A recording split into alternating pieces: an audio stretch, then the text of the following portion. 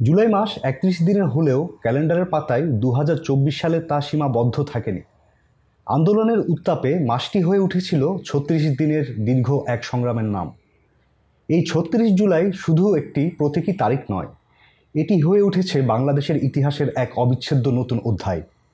রক্তাক্ত সেই আন্দোলনের মধ্য দিয়েই ৩৬ জুলাই হয়ে উঠেছে স্বাধীনতার পরবর্তী বাংলাদেশের অন্যতম গুরুত্বপূর্ণ পালাবদলের মুহূর্ত।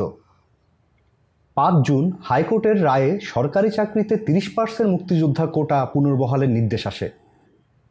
এই রায়ের বিরুদ্ধে সাধারণ শিক্ষার্থীরা ক্ষোভে ফেটে পড়ে। সেদিন সন্ধ্যায় ঢাকা বিশ্ববিদ্যালয় থেকে বের হয় প্রথম প্রতিবাদ মিছিল। প্রতিবাদের এই স্ফুলিঙ্গ শুধু ঢাকা বিশ্ববিদ্যালয়ে থেমে থাকেনি, এক রাতেই আগুন ছড়িয়ে পড়ে সারা দেশে। জাবি চবি রাবি সবখানেই একটাই দাবি ওঠে, বৈষম্যের অবসান চাই।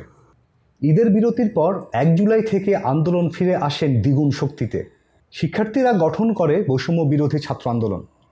নেতৃত্বহীন কিন্তু ঐক্যবদ্ধ এই আন্দোলনে হয়ে ওঠে নতুন প্রজন্মের গণজাগরণ, যা দ্রুতই জাতীয় আন্দোলনের রূপ নেয়।